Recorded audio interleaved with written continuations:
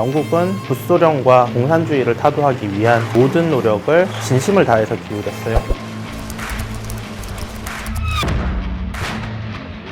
독일 입장에서는 더 이상 그 첫 번째 파도를 맞는 게 자신들이 아니게 되고 폴란드가 그 책임을 대신하고 있는 상황이라고 보면 되거든요. 유럽 전역이 서방체 전차들을 우크라이나에 지원을 적극적으로 해주는 상황이 벌어진다면 K2 전차는 또 다른 신화를 쓸 수 있을 거예요.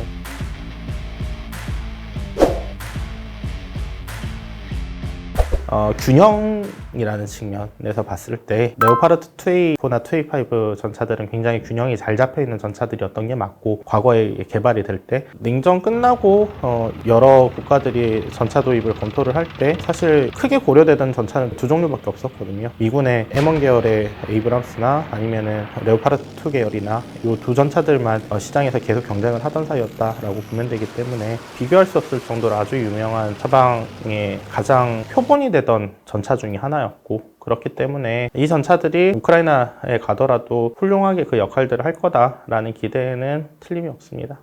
훌륭합니다. 챌린저 같은 경우에는 걸프전 때 일단 이라크군의 T-72를 상대로 굉장히 성공적인 방어를 했던 사례들이 많고, 레오파르트 같은 경우에는 그런 것들이 좀 부족했던 게 맞아요. K2 전차 같은 경우에는 레오파르트나 에이브람스 계열이나 프랑스의 르클레르 전차 같은 것들의 형상에서 굉장히 장점들이 되는 부분들을 많이 가지고 왔고, 다만 중량 측면에서 봤었을 때 다른 전차들 대비해서는 좀 다소 가벼운 우려가 되는 부분들은 있지만, 그 부분들도 사실 증가장갑이라던가 이런 것들을 통해서 어느 정도 해결이 가능한 부분들이 있을 거거든요. 최신 기술이 가장 많이 적용이 돼 있는 건 K2 전차다, 이렇게 보는 게 맞겠죠. 저는 개인적으로 K2 전차가 우크라이나 전장에 갈 기회는 없을 거라고 보고, 가장 큰 이유는 K2 전차가 가장 신형 전차이기 때문에 이 신형 전차에 대한 정보 노출을 최대한 막고 싶어 할 거다라고 보는 게 제 입장이에요. 유럽 전역이 서방체 전차들을 우크라이나에 지원을 적극적으로 해주는 상황이 벌어진다면 K2 전차는 또 다른 신화를 쓸 수 있을 거예요. 몇 번이나 말씀을 드리지만 전 세계에서 현 시점에 가장 우수하고 가장 성능이 좋은 전차는 K2가 아니에요. 그럼에도 불구하고 우리가 K2 전차를 폴란드에 판매를 할 수 있었던 것은 필요한 납기 시한에 적정한 성능을 가진, 그리고 적정한 비용을 들여서 획득할 수 있는 전차의 형태가 한국에 있는 K2라는 전차밖에 없어서라고 볼 수 있거든요. 서방이 2성급 전력이라고는 하더라도 전차들을 우크라이나에 직접 지원해주고 자신들이 전력 공백이 발생하는 상황이 오면 그 대체 전력이 필요할 거고, 그 대체 전력을 빠르게 획득할 수 있는 방법은 몇 군데 없겠죠. 완벽한 1성급 전차라기보다는 약간 1.5선이나 2성급 전차들에 해당하는 이런 K2 전차들한테는 방산시장 측면에서는 아주 큰 기회가 될 수 있을 겁니다.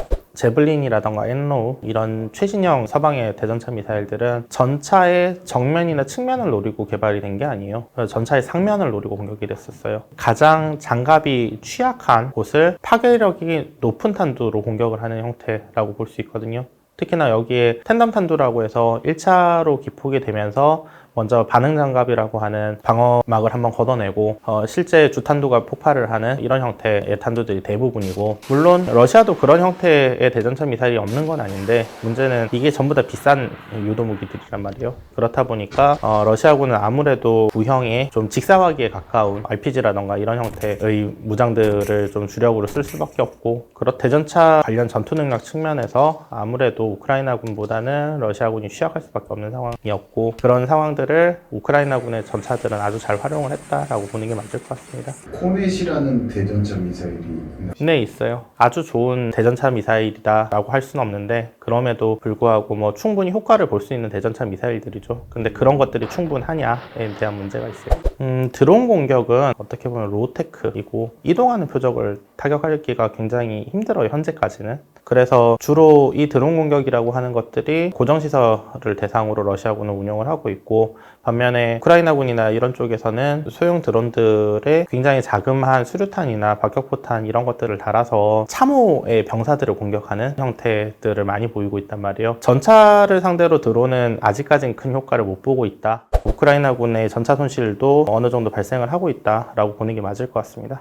우크라이나가 사실은 지금까지 굉장히 성공적인 군사작전들을 수행을 해오긴 했었지만 우크라이나군의 손실이 규모가 정확하게 얼마에서는 확인이 안 돼요. 그리고 서방에서도 제블린이나 인로우 같은 대전차 미사일들은 아주 급하게 보내준 사례들이 있었고 아주 큰 역할을 한 건 맞지만 역으로 우크라이나군이 공세를 진행하는 데 필요한 전차 이런 부분들에 대한 지원은 많이 부족했단 말이에요. 주로 과거의 동유럽 국가들이 보유하고 있던 T-72 계열의 전차들을 중심으로 우크라이나군을 지원해주는 이런 형태들을 보일 수밖에 없었고요. 이렇게 지원해준 전차들이 여전히 우크라이나군이 온전하게 그 전력을 보존을 하고 있느냐의 문제가 있는 거예요. 엄청 싫어하죠. 1차 세계대전 중간에 볼셰비키 혁명이 있었고 그것 때문에 1차 세계대전을 진행하던 러시아가 전장에서 이탈을 해버리는 상황이 발생을 했죠. 그 이후에 소련이라는 자본주의 위협이 되는 존재가 세계에 등장을 했고 그때부터 영국과 소련 혹은 러시아의 관계는 굉장히 안 좋아졌습니다.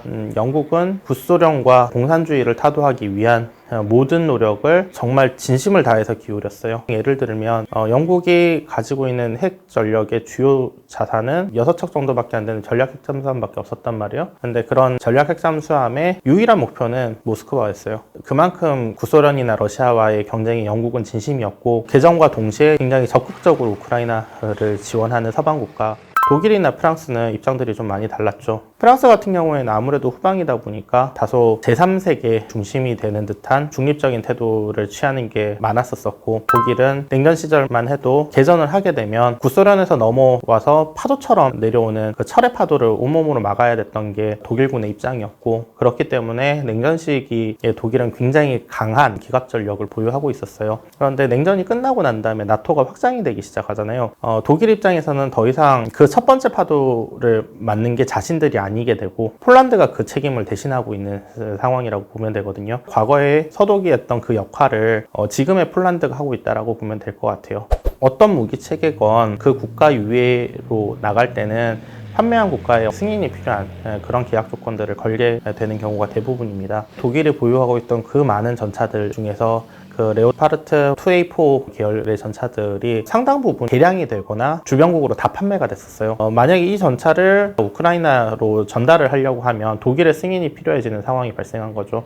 그런데 문제는 뭐냐면 독일은 그 사이에 러시아와의 경제적인 이해관계가 굉장히 많이 얽히기 시작했단 말이에요. 냉전 끝나고 중국하고 한국이 얽히듯이 독일은 에너지 문제에 있어서 러시아에 대한 의존도가 굉장히 높아진 상태고 그런 정책의 영향들로 인해서 독일도 이걸 적극적으로 넘겨주려고 하는 걸 좀 꺼려하는 분위기들이 사실 우크라이나 전쟁이 지속되는 기간 동안 보여왔던 모습들입니다. 이런 측면에서 영국이 챌린저를 제공을 하겠다, 아파치를 제공을 하겠다라고 이야기를 하는 건 그 전력의 실질적인 효과 때문에 넘겨주려고 한다기보다는 이들 국가가 가지고 있는 레오파르트 계열 3.5세대 전차들을 우크라이나로 넘겨주는 데 필요한 독일의 동의를 끌어내기 위한 외교적인 행동이라고 볼 수도 있는 거죠. 방어를 한다기보다는 또 다른 공세를 우크라이나가 준비를 하고 있는 상황이라고 보는 게 좋을 것 같아요. 우크라이나는 충분히 훌륭한 대전차 미사일들을 서방으로부터 보급을 받고 있는 상황이기 때문에 그 대전차 미사일들을 바탕으로 해서 동부에서 들어오는 공세를 잘 방어를 하고 그 사이에 모은 전력을 가지고 다시 남부나 크림 방면으로 공세를 진행을 하는 이런 형태를 다시 준비할 가능성이 있고 그리고 이 공세를 통해서 얻게 되는 지역들 과 동부 지역들을 거래하는 형태로 그렇게 전쟁을 종결하는 데 있어서 필요한 협상의 우위를 점할 수 있는 그 기회를 얻으려고 할 겁니다.